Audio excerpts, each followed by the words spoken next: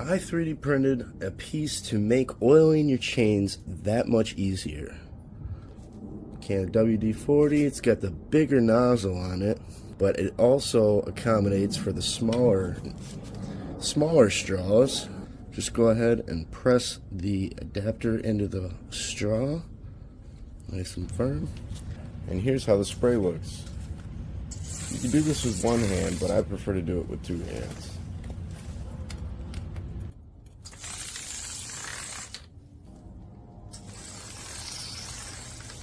And just like that, you got your chain all lubed up, and it's not all over your brakes and everything.